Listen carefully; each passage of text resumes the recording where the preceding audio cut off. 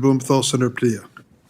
Thank you, Mr. Chair. I want to begin by just echoing some of the comments made a few minutes ago by Senator Ossoff, and just disgust I feel at some of our colleagues, including members of this committee, in their efforts to minimize, if not outright dismiss, the significance and the magnitude of the threats to our democracy that we're discussing here today. But in the spirit of the second part of Senator Ossoff's message to make sure we're maximizing the time and the talent of the witnesses before us, let me proceed to my questions. There's really two areas that I want to get to in this first panel. The first is for Mr. Polite. Yes, sir. Now, in an era where election workers rightfully fear that they're under increased threat from election deniers and others who may wish them harm, it's critical that the federal government demonstrate that it stands ready to respond to the election community's concerns. And doing that, as you've heard from others, requires an adequate allocation of resources to the problem. I know when I was serving as Secretary of State for California, one of the things that became a normal practice was making rounds at all the fusion centers in state. In a state as big as California, there's more than one or two, to make sure that it's not just federal agencies and state agencies that are coordinating, but across state agencies and across federal agencies. My question is specific to U.S. attorneys' offices. Mm-hmm.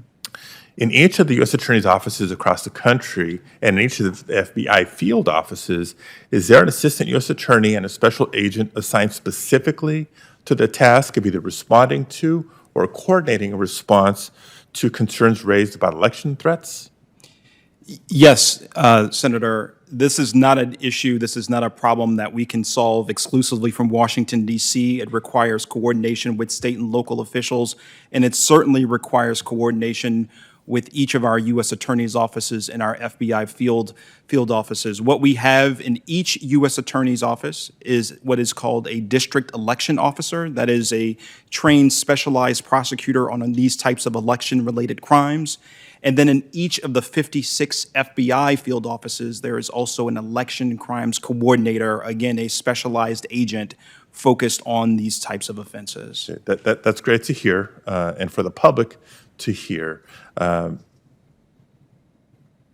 a follow-up to that question, whether it's in each of these offices or in each of the task forces, national or local, are the individuals involved specifically assigned to this elections threat-related work, or are they taking this election threat-related work in addition to other duties and responsibilities? It is oftentimes, I would say, in the overwhelming majority of these cases, these U.S. attorneys' offices have these U.S. attorneys' officials have additional collateral responsibilities within the office. Their focus is on election-related crimes broadly defined, so they are members of this election threats task force. But any election-related offense that may come forward and be referred to the U.S. Attorney's Office for investigation or prosecution, those U.S. attorneys, those AUSAs, are oftentimes involved as well. Okay, thank you. Ms. Wyman, good to see you again. You as well. As you know, I previously served as California's Secretary of State and therefore California's Chief Elections Officer.